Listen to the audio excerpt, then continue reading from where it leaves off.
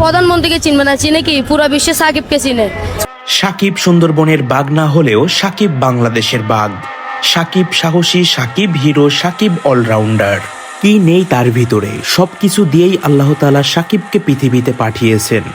আমরা অহংকার করে বলতে পারি যে আমাদের একটা সাকিব আল হাসান আছে। আমরা সাকিব ভক্তরা তাকে খেলোয়াড় সাকিব দেখেই ছোট থেকে বড় হয়েছি। আমরা রাজনীতি বুঝি না, আমরা বুঝি সাকিব আল হাসানকে। সবাই উপদেষ্টা হতে পারবে, সবাই সমন্বয়ক হতে পারবে, কিন্তু সবাই সাকিব আল হাসান হতে পারবে না। সাকিব আল হাসান পৃথিবীতে একজনই, দুইজন না। 17 বছরের ক্যারিয়ারে সাকিব আল হাসান যা অর্জন করেছে তা তোমাদের মতো নোংরা রাজনৈতিক ব্যক্তিরা মনে না রাখলেও ইতিহাস ঠিকই মনে রাখবে। আমি আপনি সবাই এটা মানি যে সাকিব ভুল করেছে। সাকিব স্বৈরাচার আওয়ামী লীগের হয়ে রাজনীতি করেছে, তাই বলে যে সাকিব বাংলাদেশ বিরোধী হয়ে গেছে এটা একদমই ভুল।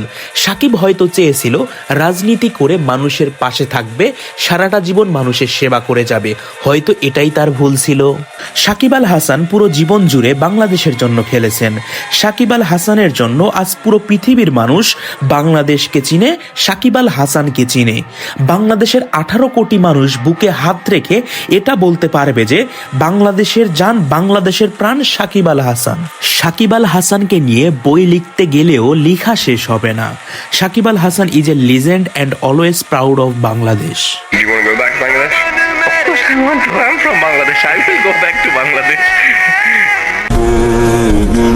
किताबों से चुरा के लाऊं कायदे, हिसाबों से चुरा के लाऊं फायदे, न पूरी हो सकेगी उनसे मगर तेरी আল্লাহ ব্যতীত সাকিবকে থামানোর কেউ নেই।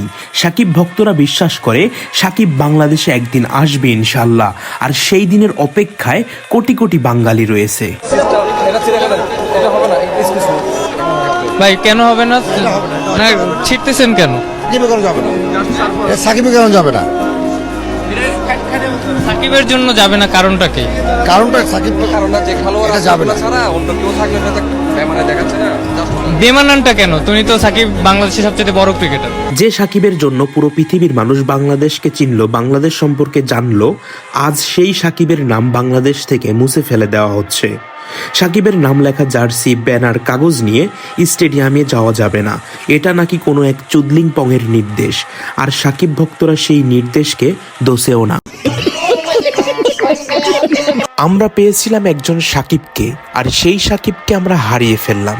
হায় আফসোস, আমরা যোগ্য ব্যক্তিকে যোগ্য প্রমাণ করতে না পেরে অযোগ্য বলে প্রমাণ করে ফেলি।